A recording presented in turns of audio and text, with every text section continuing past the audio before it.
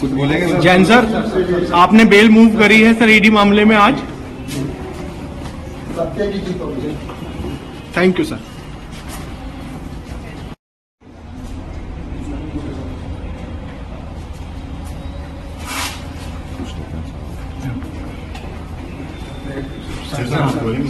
कुछ बोलेंगे sir? Jain sir, आपने बेल मूव करी है सर ईडी मामले में आज। Thank you sir.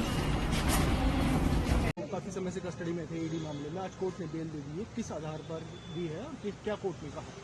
जी, जैन साहब 30 मई 2022 से जेल के अंदर थे।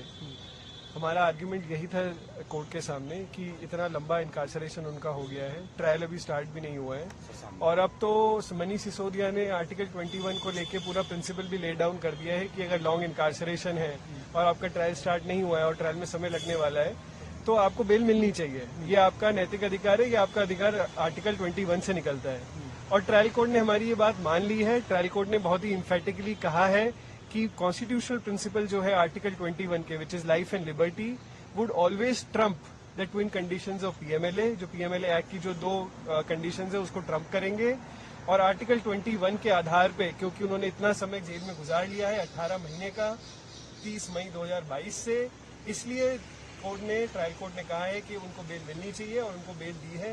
50,000 का उनको बॉन्ड रखा है। कोई स्पेशल कोई कंडीशंस नहीं रखी है। सीबीआई ईडी ने आके कोर्ट में after the judgement was pronounced उन्होंने एक दरखास्त की थी कि इनसे बोलिए कि ये ट्रायल के अंदर कोऑपरेट करेंगे, पर ट्रायल कोर्ट ने कहा कि ये तो नॉर्मल कंडीशंस है, ट्रायल जब शुरू होगा तब ये बात होगी, अभी तो इवन ट्रायल भी स्टार्ट नहीं हुआ। अंदर से बड़ा भावनात्मक माहौल दिखा, उनकी पत्नी रोने लगी, बेटी कह रही आज मेरे लिए दिवाली है, आप भी लंबे समय से उनको रिप्रेजेंट कर रहे हैं। जी, ये सबके लिए बहुत ही इमोशनल डे है because mister Jain has been inside from last 2 years. He's been set inside for 18 months for an offence in which the predicate offence he's already been out. और ये इन्वेस्टिगेशन 7 साल से चल रहा है। 7 साल से इन्वेस्टिगेशन चल रहा है, उसके 4 साल बाद आप गिरफ्तार करते हैं किसी को, 2 साल अंदर रखते हैं। एक डीए का केस है, उसमें भी मैक्सिमम एलिगेशन है 1.5 करोड़ का, उसके लिए आपने 2 साल एक आदमी को अंदर रख लिया, तो ऑब्वियसली भावनात्मक है और इतने समय बाद इनकी जीत हुई है, वो बाहर आएंगे और एक तरीके से जो उन्होंने स्टेटमेंट दिया सत्यमेव जयते वो हो गया है। सर, ये जो आम आदमी पार्टी है उसके बड़े नेता थे, स्वास्थ्य मंत्री थे, तो इनके बाहर आने से अब जो बड़े नेता हैं, शीर्ष नेता हैं, क्या वो एक तरफ पूरी तरीके से फिर सशक्त रूप से काम कर पाएंगे पार्टी के लिए?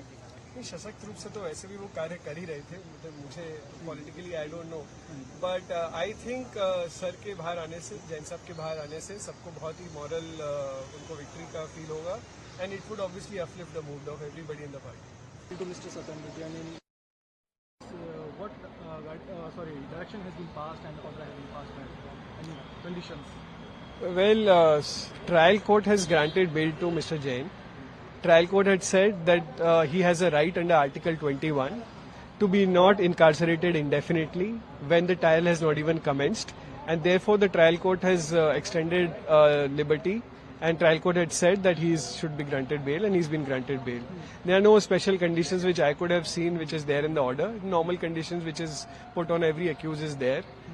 And the bail bond is of 50,000 rupees, which we've already submitted. The formalities are already done, and I think he should be coming out today in the late evening. How long he was in custody, sir? He was in custody since 30th of May 2022, and he was inside for at least 18 months. He was given a brief reprieve of interim bail while he was not well, and his spine operation was conducted. Otherwise, he had suffered a very long incarceration for this case. So he has been granted bail in money laundering case. What is the stage of the main CBI case? In the CBI case, the FIR was registered in 2018. In ED case also, the FIR was registered, ECIR was registered in 2018. The investigation is still going on since last 7 years. It's still not complete. Both CBI and ED goes in the court and says that our investigation is still incomplete and their further investigation is still going on. Had they filed any charge sheet, CBI? In CBI, they had filed a charge sheet, But since last 6-7 months, they've been taking adjournment, saying that we are going to file a supplementary charge sheet. In ED also there is one complaint filed, but still there is a statement made by the ED counsel that the further investigation is still going on. So is he in all bail in CBI case? In CBI case, he was granted bail long back in year 2019 or 2018.